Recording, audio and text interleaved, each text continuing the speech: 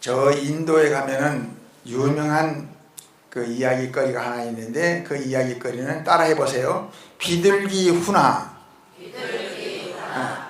비둘기 훈화 얘기를 오늘 잘 들어봅시다. 인도에 비둘기 훈화라는 법문이 있는데 500마리의 비둘기가 참 허공을 지나갑니다.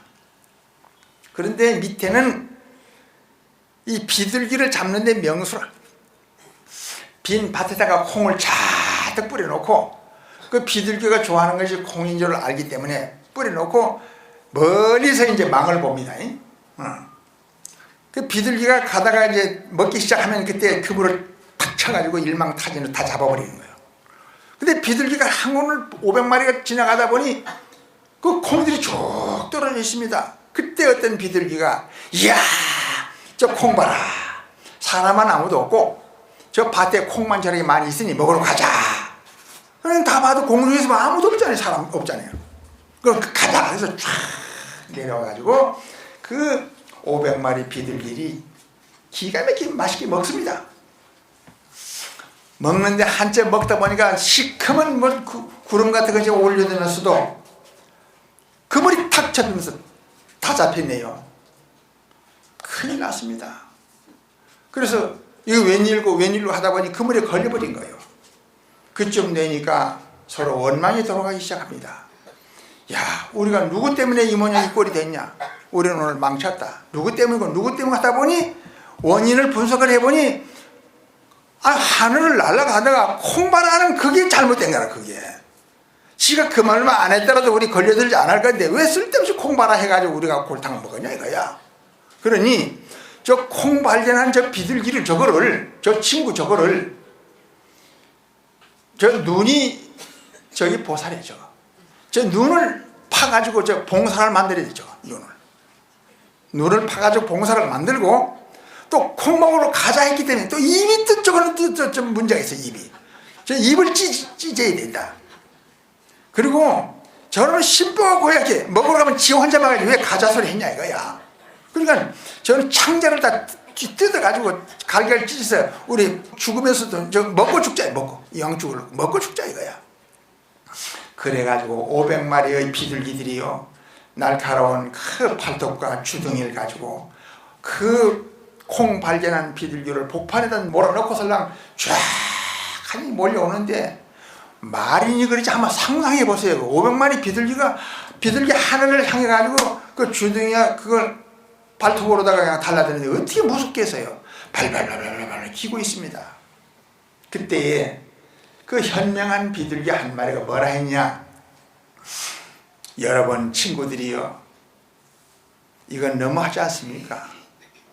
바로 하늘을 날아갈 때만 하더라도 같은 친구였는데, 콧노래를 부르면서 같이 날아던 친구인데, 그래 콩 발견하는 거 그게 무슨 큰 죄가 있다고. 먹으러 가자 하더라도 우리가 안 오면 될 건데 우리가 따라왔잖는가 봐. 근데 무슨 일은 잘 되면 내 탓하고 못 되면 남의 탓. 우리 평화를 상징하는 우리 비둘기로서 이렇게 마음을 쓰면 안 된다. 그럼 비둘기를 봉사를 만들고, 그래 주둥이를 찢는다고 해서 우리가 사라지느냐? 사라지지 않잖느냐? 그러지 말고 우리가 아직 주인이 나타나지 않았으니까 주인이 나타날 때까지 살 방법을 찾아야지. 우리 친구 비둘기 죽일 생각을 하지 말고 살 방법을 찾자. 아직 그물에 갇혔는데 어떻게 산단 말고. 그래도 연구를 하면 나오지. 그래서 그 나뭇가지에 걸려서 밑에 공간이 좀 있으니까 우리 500마리 비둘기들이 똘똘똘똘 힘을 뭉쳐가지고 하나 둘 셋 하면은 비둘기 복판 구멍을 팍팍 쫓아가지고, 지금 주인은 아직 안 왔으니까 주인 오려면 30분이 걸릴지 1시간이 걸릴지 모르니까 오기 전에 빨리빨리 힘을 모아가지고 그 복판 그물구를 타서 팍팍 모두 쫓아대면, 그물 코만 터지면 비둘기 한 마리 두 마리 날아갈 구멍만 있으면 우리가 다 날아가면 되지 않느냐. 우리가 그런 방법을 쓰자. 그러니까 그 500마리 비둘기들이 참 그 생각 좋다. 그럼 모두 힘을 모으자 해가지고 전부 버팅기를 쫙 해가지고 하나 둘 셋 하니까 팍 하니 올라갑니다. 올라가니까 한 30분 동안 올라가니까 결국에는 그 그물금이 팍 터지면서 500마리 비둘기들이 전부 창공을 올라가면서 야, 참 미안하다 비둘기야, 친구야, 우리들이 너무나 마음을 잘못 썼다, 말을 잘못했다. 평화의 상징인 우리 비둘기로서 좋은 마음을 가져야 되는데 참 그리고 현명한 비둘기, 당신 때문에 우리가 다 같이 살았구나. 모든 일을 당했을 때에 불평 장불평이요 태평 장태평이라, 불평하는 사람은 계속 불평 쪽으로만 들어갑니다. 태평소 생각하면 허허 울고 막 됐다가 막 이렇게 하면 태평 쪽으로 생각하는 사람은 항상 태평 쪽으로 살아가는 거예요. 무엇이든 늘어가요. 그래 우리는 이 세상을 살아나가는데 남편이 사업을 하다가 망했다든가 어디 다쳤다든가 몸이 아프다든가 무슨 일이 있을 때마다 예를 들어서 무엇을 하다가도 저녁에 뭘 좀 노름을 하다가도 고수를 좀 잃었으면 한 5만 원 잃었으면 아이고 10만 원 아니고 5만 원 잃은 것만 감사합니다 이러면 될 건데, 당신 재수없이 따지지도 못하면 뭘 그런 짓을 하느냐고. 사사건건이 걸고 넘어지기 시작하게 되면 이 세상은 계속 어려워지고 시비만 많아지는 것입니다. 네. 앞으로 우리는 이 참회 살림을 통해 가지고 그동안에 우리가 말을 잘못하고 행동을 잘못하고 또 신보를 잘못 썼던 그 부분에 대해서 참회 살림은 어느 스님이 법문을 잘한다 못한다 여기에 있는 것이 아니라 진정으로 지금까지 살아오면서 50년 60년 70년 80년 살아오면서 내가 잘못한 것 있으면 진정으로 참회하고, 이 연화선언이라고 하는 이 선언은 우리말로 바꾸어 말을 하자면 양심불량수리센터라 이래 보면 돼요. 양심불량수리센터이기 때문에 여기 와서 계속 마음이 고와지고 성질이 고와지고 말버릇이 달라지고 행동이 좋아지고 이렇게 돼야 되는 거예요. 쟤네 100년을 다니고 아무리 절을 많이 하고 가사를 입어도 신보가 고약하고 말이 거칠고 불평불만을 많이 있고 남 섭섭하게 하고 괴롭히고 하고 남 손해나게 하고 그러면서 복을 받을 수 있겠어요? 우리는 새가 돌아와서 복 많이 받으세요, 복 많이 받으세요, 천만에 복 많이 받으세요 하는 그 말 가지고 복 많이 받을 수 있다면 나는 온종일 아침부터 저녁까지 복 많이 받으세요 그것만 할 겁니다. 받아지는 게 아닙니다. 복 받을 수 있도록 말을 하고 복 받을 수 있도록 행동을 하고 복 받을 수 있도록 마음을 써야 되는 거예요. 자, 중요한 부분 한마디만 말을 드리겠습니다. 복 받으려고 하면 복의 씨앗을 뿌려야 되는데 부처님이 그 복 받는 그 씨앗을 가르쳐 주셨어요. 뭐라고 가르쳐 주셨느냐? 따라하세요. 희는 기뿌리자를 주셨어. 어떻게 하든지 간에 모든 만나는 사람은 어떻게 하면 그 사람을 기쁘고 즐겁고 편안하게 할 수 있을까? 그것만 연구하면 돼요. 어떻게 하면 우리 마누라를 기쁘고 즐겁고 편안하게 할 수 있을까? 어떻게 하면 우리 남편을 기쁘고 즐겁고 편안하게 할 수 있을까? 이쯤 하면 알아들어야지. 어떻게 하면 며느리를 기쁘고 즐겁고 편안하게 할 수 있을까? 며느리가 딴 것이 아니라 관세음보살님을 생각하면 됩니다. 어떤 신도님들을 보면 스님들한테는 잘해. 스님들한테는 와서 절도 하고 잘하는데 자기 남편한테는 영 우습게 해버리거든. 그러면 안 돼요. 자기 시부모한테 잘하고 남편한테 잘해야 됩니다. 그리고 행복과 부자가 멀리 있다고 생각하지 맙시다. 행복과 부자라고 하는 것은 부처님이 가르쳐 주셨어요. 부처님이 이 내용을 한번 들읍시다. 부처님께서 기원정서에 계실 적에 아란존자를 비롯한 1255인을 데리고 덕하니 길을 가시다가 그때 마침 비가 많이 와가지고 그 해골바가지가 뒹굴뒹굴 돌아다니고 있었어요. 그걸 보시더니 부처님이 넙죽하게 인사를 올립니다. 그래서 나중에 눈물을 뚝뚝뚝 흘렸어요. 부처님이 땅바닥에다 절을 하고 눈물을 흘린 대목은 8만 대장경 중에 딱 이 대목 한 번 딱 나옵니다. 두 번도 안 하고 딱 한 번. 이 부처님이 효사상을 우리 중생들에게 일러주시기 위해 가지고 길을 가시다가 땅바닥에서 절을 하고 눈물을 흘린다 이 말입니다. 그래 아라존자가 이상하게 생각했죠. 부처님, 저희들은 도저히 이해를 못합니다. 아니 부처님은 이 세상에 제일 높으신 어른이신데 어째서 그 더러운 해골바가지한테 절을 하시고 눈물을 흘리 왜 그렇습니까 부처님?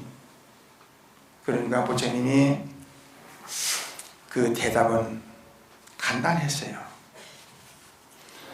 내가 이런 것들을 보니까 돌아가신 부모님 생각이 나서 이렇게 오늘 눈물을 흘린다. 그리고 살아생전에 자식이 도리를 다 못한 데 대해서 죄송해서 내가 인사를 올렸다. 이거예요. 그때 아라존자가 생각하기를 부처님께서는 아무리 훌륭한 성자가 되고 도를 깨치셨지만 역시 우리 인간의 마음을 잘 알고 계시는 분이구나 그랬어요. 아라존자야, 내 너한테 묻고 싶은 것이 있다. 얘 물으세요. 뭡니까? 이 세상에 부자와 가난한 자가 있다고 하는데 너가 생각하기에는 어떤 것이 부자며 어떤 것이 가난이냐. 그 아라존자가 대번에 대답을 했습니다. 부처님, 제가 대답을 올리죠. 제가 알기에는 한 손에는 권력을 가지고 한 손에는 돈과 재산이 많이 있으면 부자입니다. 그런데 그 두 가지 중에 한 가지는 있고 한 가지만 없으면 반쪽 부자입니다. 제 대답이 어떻습니까? 그 대답은 잘못됐다, 틀렸다 그랬어요.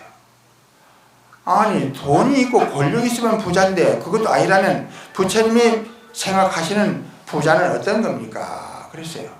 그러니까 부처님이 2500년 전에 길에서 한국조 시를 읊으셔서 이 시를 들어라. 이 시 속에 부자와 가난이 숨어가지고 있다 그랬습니다. 2500년 직접 부처님이 기원정서에 내려오셔서 길을 가시다가 해골바가지한테 절을 하시고 나서 시를 읊으니 그 시를 한번 들어봅시다. 이 세상에 어떤 사람 가장 귀한 부자인가? 이 세상에 어떤 사람 가장 궁한 가난일까? 부모님이 살아계신 가장 귀한 부자이고 부모님이 안 계심이 가장 궁한 가난일세. 어머님이 계실 때는 해가 밝은 날과 같고 어머님이 안 계심이 해가 저문 날이여라. 부모님이 살았을 때 마음 든든 편안더니 부모님이 떠나시니 온 세상이 텅 비었네. 부모 은혜 중에도 늘 모실 수 없고 처자 사랑 깊어도 안 떠날 수 없네. 인간이란 숲에 사는 새들 같아서 때가 되면 뿔뿔이 떠나버리니 아버지 높은 눈에 하늘에 비 오며 어머니 넓은 공덕 땅에다 피할 손가. 아버지 품어주고 어머니 젖주시니 그 하늘 그 땅에서 이내 몸 자라났네. 기저귀 빠시느라 손발이 거칠었고 아들 딸 위하노라 곱든 얼굴 주름 졌네. 평생을 한결같이 사랑에 거두시니 산보다 높은 은혜를 내 의의 갚으리까 나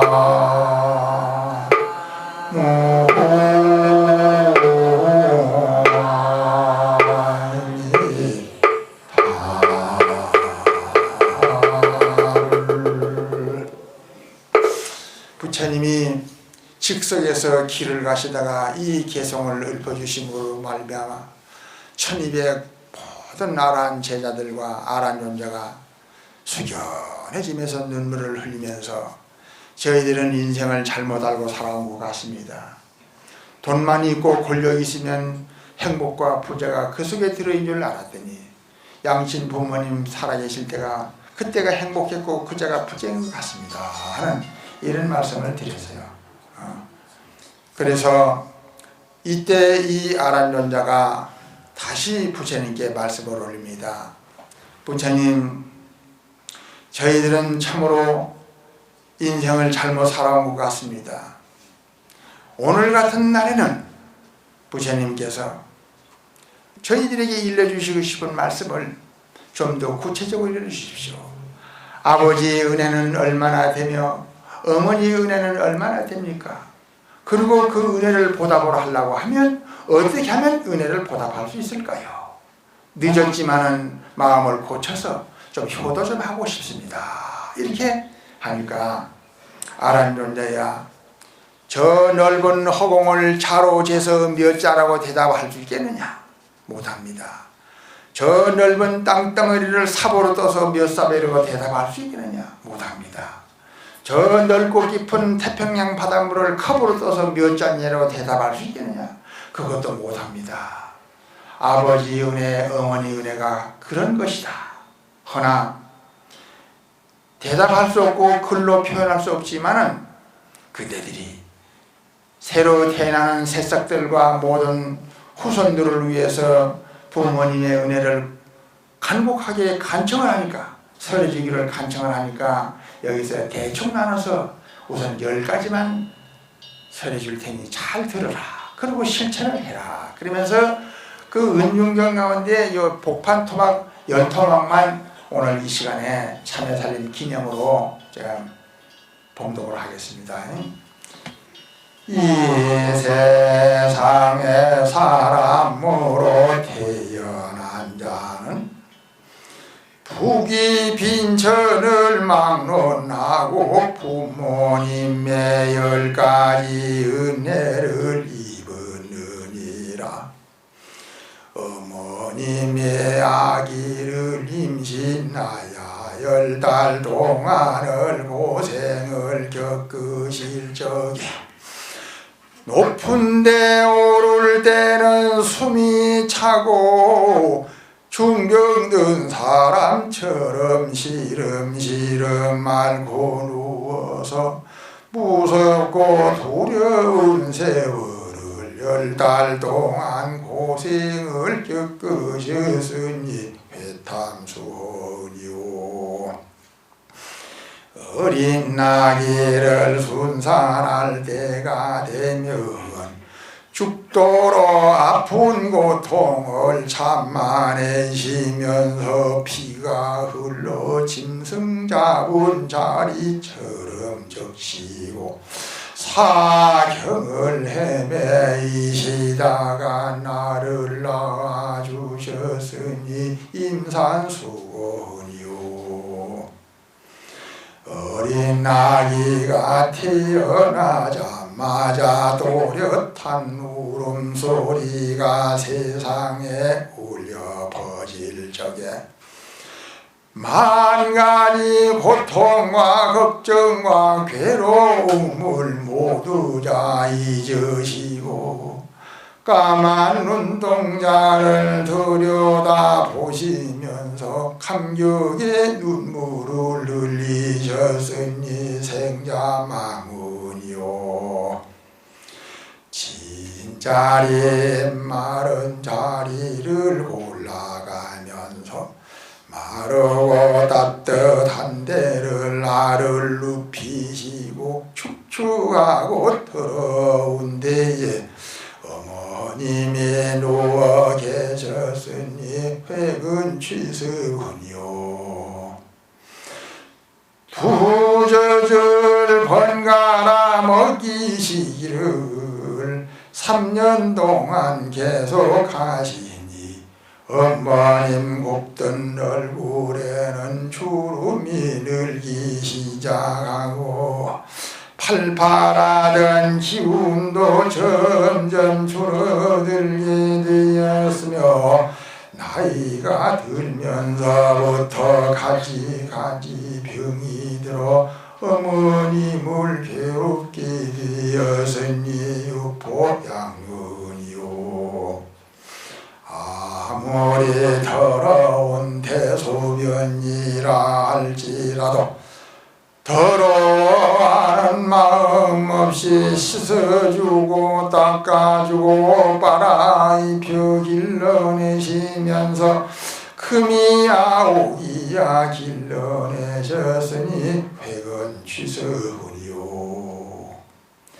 달고 맛있는 음식이 생기면 어머님 입에 넣을 수가 없어 곱게 싸가지고 와서 좋은 것만은 골라서 아기 입에 넣어주시고 거칠은 음식은 어머님이 드시면서도 싫어하는 마음 없으셨으니 인고 도감은요 자식을 위하는 일이라면 동지 섣달 설한풍에도 추워하는 마음 없으시고 아들 딸을 위하는 일이라면 오유월염천에 구슬땀을 흘리면서라도 더워하는 생각 없이 한 푼이라도 벌어서 나는 못 먹더라도 자식을 먹이시고 나는 못 입더라도 아들 딸을 입히시고 나는 못 배웠더라도 자식들만큼은 가르쳐서 나는 한평생 고생 살더라도 자식을 위해서 하는 일은 고생을 고생으로 여기지 않으시고 내가 죄를 지어 지옥에 떨어져 고통을 당할지라도 자식을 위해서 하는 일은 아무런 대가 없이 노력하고 봉사하고 희생하여 주시니 위조 아버님이라 나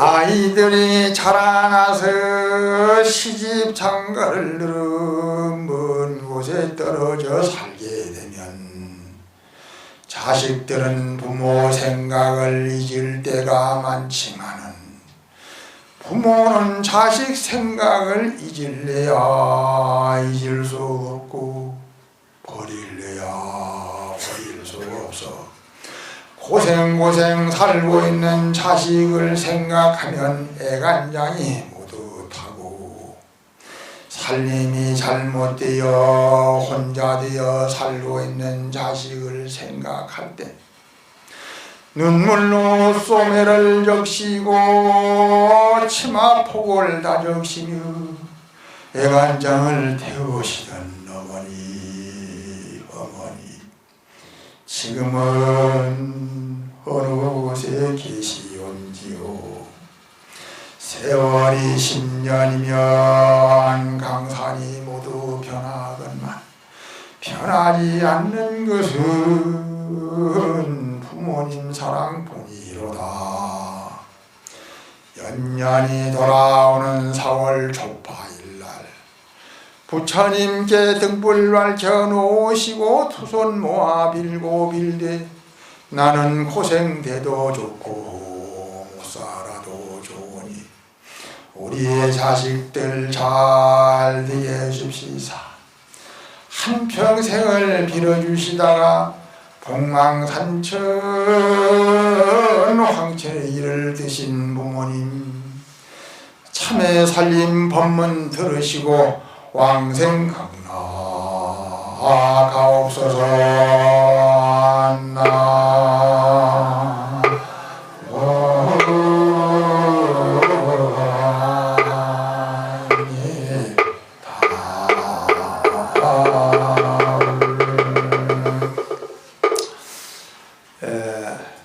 마지막으로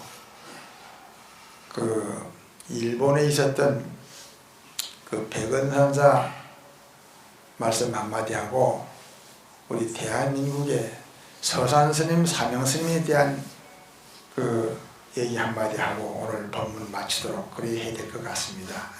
사실 생각은 많이 해가지고 메모를 잔뜩 가져왔는데 이게 부처님 같은 분은 참 원음설법이 돼가지고 한마디 하면 잘 알아듣는데 이 혜인이는 아직 이제 딱은 공부가 부족하고 도가 모자라가지고 어려워요. 일본에 이런 일이 있어요. 어떤 사람이 공원에를 갔는데 손바닥을 탁탁 치니까 그 금붕어들은 쭉 몰려옵니다. 근데 식당의 아줌마는 네 갑니다 하고 또 쫓아옵니다. 또 옆에 왔던 토끼 생긴 노루들은 막 내다 튀어 또 도망을 갑니다. 어느 답이 정답이에요.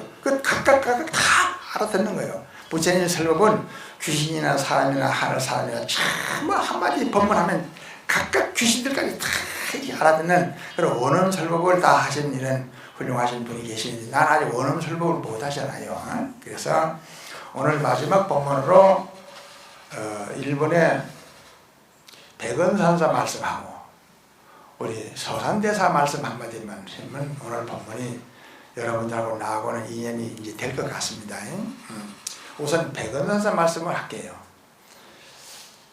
이 부처님 팔만대행을 보다 보면 좋은 복 짓는 일 중에 복되는 일, 복의 씨앗을 뿌리는 일 중에 무슨 대복이 나오냐면 좋은 일은 남에게 돌려주고 나쁜 일은 내가 소화할 생각을 먹는 데서 큰 복씨앗을 뿌리는 거다. 이런 대목이 나와요. 요즘에 무슨 국회의원도 그러고 모든 사람도 그러고 뭐 잘못되면 전부 다 난 기억이 안 난다 그러고 전부 잘한 것은 그건 내가 한 것 같다 그러고 그렇잖아요. 그거 반대예요. 그러면 못 써요. 또 서로 얘기할 때도 얘하다 보면 지 칭찬만 계속 늘어놓는 사람 많아요. 그건 잘못된 겁니다. 자기 칭찬 그거 꺼내는 거 그렇게 수치스러운 게 없는 거예요. 칭찬을 뭐 때문에 합니까? 지 거를. 칭찬은 남이 거 하고 지 거는 내 허물 나 일이 못된 사람 이걸 말을 해야죠. 근데 일본에 어떤 일이 있었냐면 아주 훌륭한 큰 지금 말하면 종정급 되는 굉장히 큰 스님이에요. 그 스님 이름이 따라하세요. 백은선사. 너무 훌륭한 큰 스님이신데 밑에 큰 마을이 있는데 그 신도 회장님이 아주 집안이 부유하고 잘 살아요. 근데 늘 의식주 약을 거기서 대내요. 옷도 갖다 드리고 밥도 갖다 드리고 용돈도 갖다 드리고 약도 갖다 드리고 잘 대드립니다. 근데 그 심부름을 누가 했냐면 그 밑에 딸을 시켜서 심부름을 합니다. 어여쁜 딸을 시켜서 심부름을 하는데 그 스님 말씀이라면 부처님처럼 받드는 분이라 그 신도 회장님이. 근데 이상한 일이 벌어졌습니다. 무슨 일이냐? 그 딸이 쥐도 새도 모르게 누가 그런 일을 범했는지 임신을 했어요. 그 대대로 내려오는 그 훌륭한 그 종갓집에서 시집도 안 간 딸이 임신을 했으니 이 보통 사건이 아니지. 몇백 년 전에 벌써. 누구냐 바로 데려다. 말을 못합니다. 이 아기가 말을 못합니다. 그래서 이제 어린애 날 때가 됐어요. 그때 아버지가 니쁜도 칼을 갖다 놓고 이불에다 꼽아 놓고, 너 오늘 지금 어린애 낳는 날인데 만약에 어린애 낳는 순간에 입을 못 열면 네가 보는 앞에서 바로 탁 찔러 죽일 거다. 그리고 칼을 딱 뺐습니다. 어린애가 태어났습니다. 빽 울고 있는데 칼로 찍으려고 하니까 아버지 말하겠다는 겁니다. 지금 이제 범인이 나타납니다. 그런데 급한 나머지에 무슨 생각을 했느냐, 그 백원 선사가 가장 우리 부모님이 부처님처럼 봤던 분이니까 그분한테 허물을 뒤집어 씌워야지만이 스님도 살고 나도 살고 같이 산다는 생각이 딱 난 거예요. 너무 급하니까 말해라 말하면 바로 죽인다. 그러니까 백원 선생입니다 이런 거예요. 와, 큰일 났네요. 백원 선사라? 그러면 제일 높은 오른 그 스님 말 맞다 이거야. 어떻게 그래 됐냐? 밥 갖다 주고 옷 갖다 드리려고 갔더니만서도 요즘 말하자면 무슨 성폭행인가 뭐 당해가지고 이렇게 됐다 이거예요. 뭐 할 말이 없잖아요. 야, 그 말을 듣는 순간 스님께서 써주신 모든 글씨 다 불태워버리고 모든 책 다 불태워버리고, 나는 불교 안 믿어. 세상에 속 따르고 겉 따르고 이런 자가 신도님들의 존경을 받고 사랑하고 절을 받았다. 내 지금까지 저런 것만 해서 분하다. 그래서 회의를 열어가지고 300명 그 대목꾼들을 모아가지고 큰 법회 날짜 맞춰가지고 그날 가서 완전히 박살을 내겠다 이거예요. 그래서 돌멩이, 도끼, 무슨 창, 칼 뭐 할 것 없이 오만 준비를 다 해가지고 그 몇백 명이 쫙 올라갑니다. 이런 참회 살림 같으니 큰 법회 때 올라가가지고 스님이 법문하고 있는데, 속 따르고 겉 따르는 그 큰 중이라는 중 법상에서 내려오너라. 네가 중이냐? 네가 큰 중이냐? 내려오너라. 아, 왜 그래? 그래? 다 알고 있어. 내려와. 다 알고 있어. 그 이제 어린애는 안고 왔습니다. 그래서 얘기를 하니까 그 증거 지금 애기 가져왔잖느냐. 바로 이 애기가 저 중애기가 지금 백원 선사의 아들이란 말이다 지금. 스님께서는 말씀도 못 하시고 눈만 꺼벅하면서 하고 있다. 그래 그 많은 제자들 앞에 나와서 큰 스님, 절대 큰 스님께서는 이런 일을 하실 분이 아닌데, 아니죠 기다란 얘기도 안 하고 안 하던 얘기도 안 하고 그냥 가만 꿀먹은 벙어리가 되어 있는 겁니다. 아니 신도님들이 들어와서 스님께서 우리 보고 항상 하신 말씀은 부처님 말씀이냐면 말하지 말고 부처님 행위 아니면 행하지 말고 부처님 마음에는 쓰지 말라 했는데, 스님께서 항상 바른 말, 고운 말, 정직한 말을 쓰라고 하셨는데, 스님께서 하신 말씀이 사실이라면 스님께서 바른 말 한마디만 해주세요. 스님이 참으로 스님이 저 애기가 스님 애기입니까 아닙니까? 딱 한마디만 해주세요. 평생을 우리한테 보살기법만 해주셨잖아요. 그래도 큰 스님은 말도 못하고 앉는 거예요. 그때 너무 답답한 나머지에 그러면 고개만 끄덕하든지 옆으로 젓든지 그것만 해주세요. 말하기가 곤란하면. 아니면 옆으로 거버리고 기면 키라 그러고 그것만 해주세요. 정말 답답하지 않아요 진짜로. 그러니까 스님 분명히 저는 큰 스님을 믿습니다. 아니죠? 아니 맞죠? 옆으로 해야 될 텐데 가만히 있는 거예요. 가만히 있으니까 그럼 스님이 그러면 저 애기가 스님 얘기가 맞단 말입니까? 맞단 말인가 하니까 그때 처녀하고 눈을 마주치는 순간에 처녀 눈에서 눈물이 흘리는 모습을 보고 맞다 그랬어요. 그 얘기는 내 얘기가 맞다. 이야, 그 말 떨어지는 순간에 돌매가 날라와서 법문하시던 그 스님 맞박이 터져가지고 피가 조금 내려옵니다. 그냥 몽둥이를 후려가지고 막 달라들어서 깔치 뜯고 하니까 우리가 말이니 그렇지 얼마나 그 상황이 너무 삭발 막 분은 다 푸는 거예요. 우리가 지금까지 속았다 하면서 그래 가지고 절에서 제일 큰 죄를 지으면은 그 벌 중에 제일 큰 죄가 뭐냐면은 명고출송죄가 제일 커요. 명고출송. 명고출송은 뭐냐면 고자는 북고자입니다. 명고출송. 북 울리고 종 울리면서 이제 밖으로 밀어내버리면 어느 절에서도 그 스님은 못 받아요. 명고출송 당한 스님은 받아주는 법이 아니에요. 명고출송. 북 울리면서 종 울리면서 그냥 밖으로 밀어내버리거든요.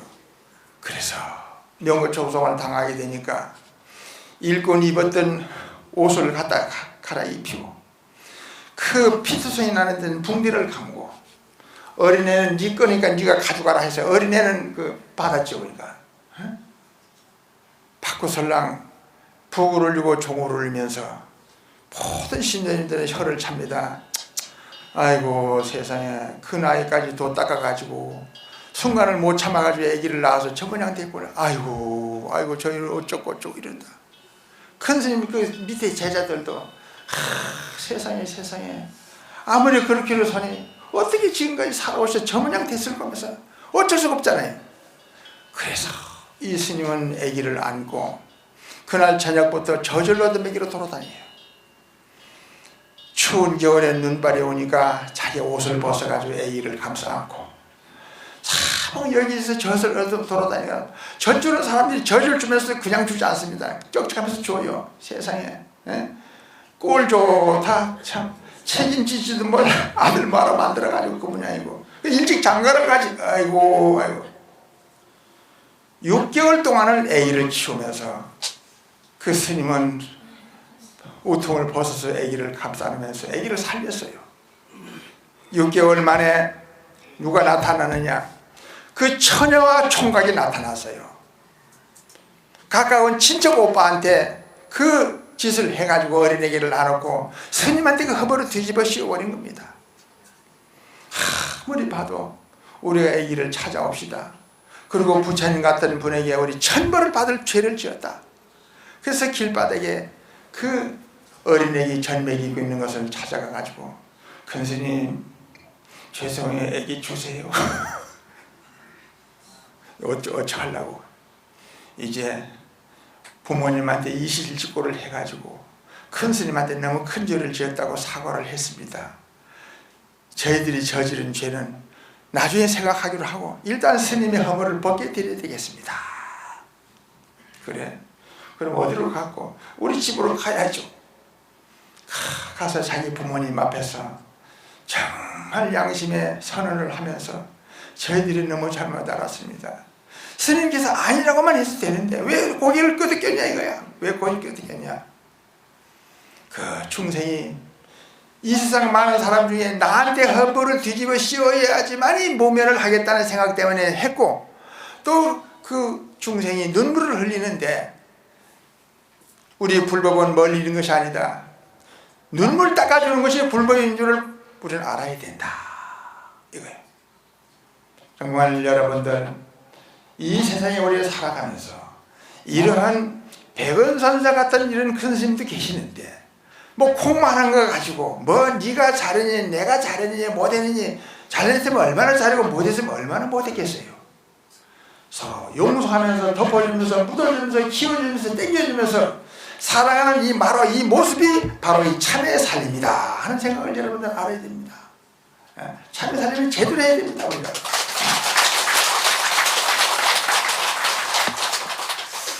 이제 마지막 본문으로 서산대사에 대한 말씀 한마디만 하고서 끝내야 되겠는데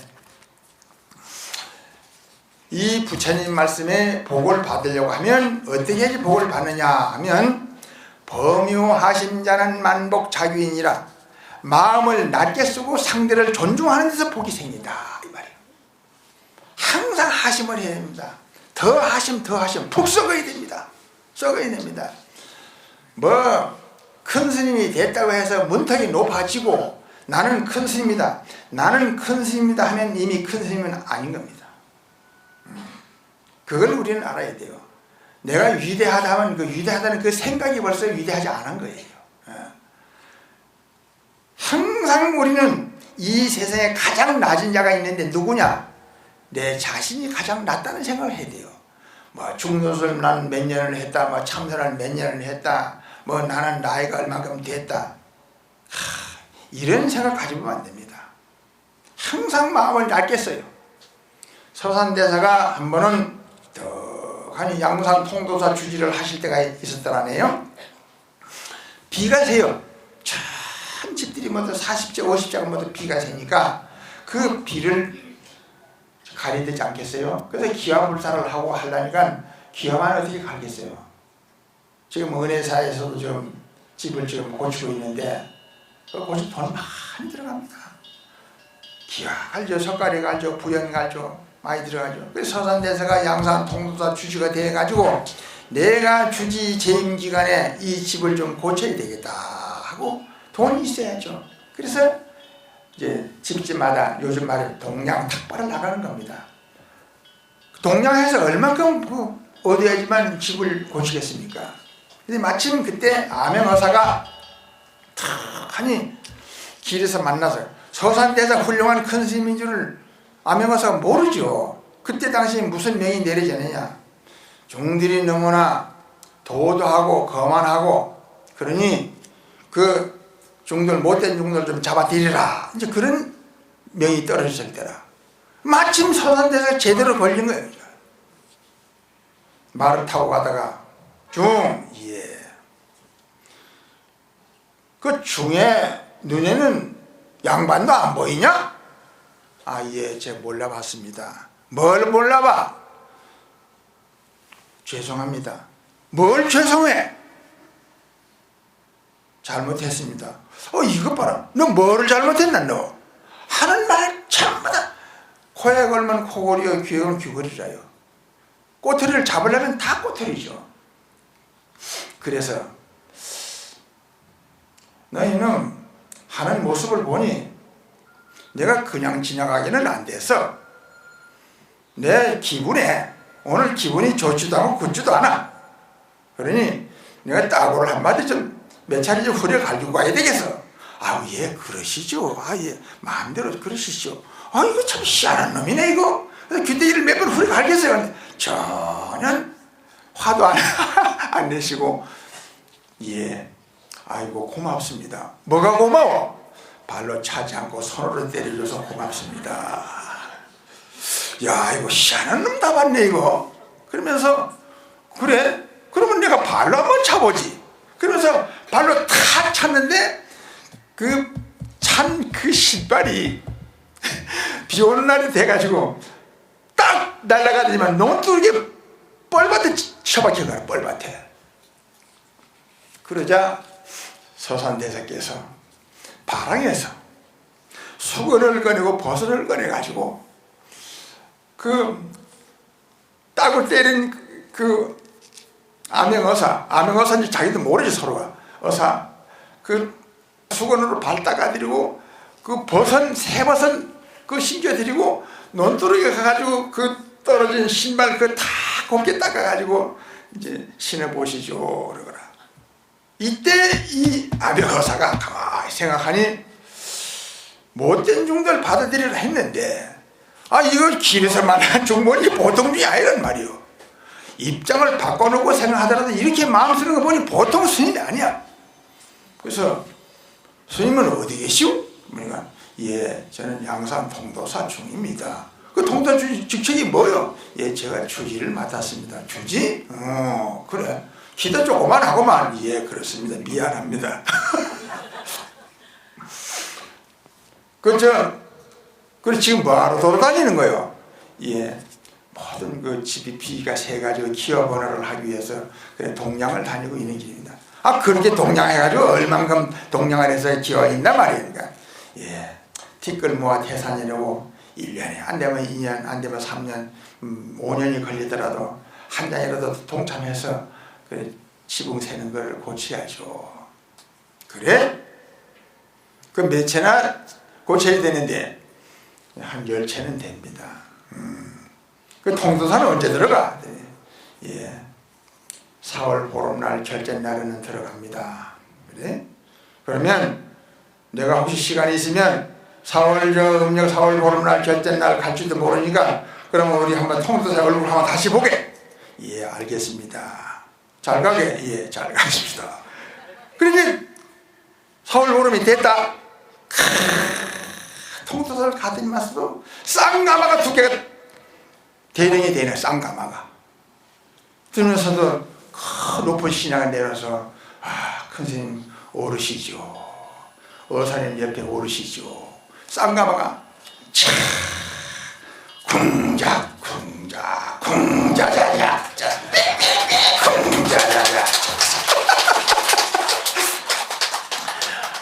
쌍가마를 가서 탁 때리는 순간에 나라에서 통도사를 비세는 집 한꺼번에 지킬 돈이 한꺼번에 나버린 거예요. 참 대단한 겁니다. 이 돈이 어디서 나왔느냐, 이 출처를 알고 보면 범유하심자는 만복이 자유이니라. 분하더라도 분한 표정을 상대 발산하지 아니하고 참 따구를 때리고 발로 찬다 하더라도 정말 참 따구를 때려도 발로 차지 않고 손으로 때려줘서 고맙습니다. 그리고 보선 씨는 시적으로 발 닦아드리고 여기에서 범유하심자는 만복이 자유이다. 우리는 가정생활을 하면서 너무 자존심 그거 내세우지 마세요. 자존심 내세워야 우리 앞으로 몇 년 더 살겠습니까? 항상 마음을 낮게 쓰고 남편을 부처님처럼 받들고 부모님을 생부처럼 받들어 모시고 며느리를 관세음처럼 받들고 사는 그런 화목한 가정이 되기를 바라면서 오늘 본문 마치겠습니다.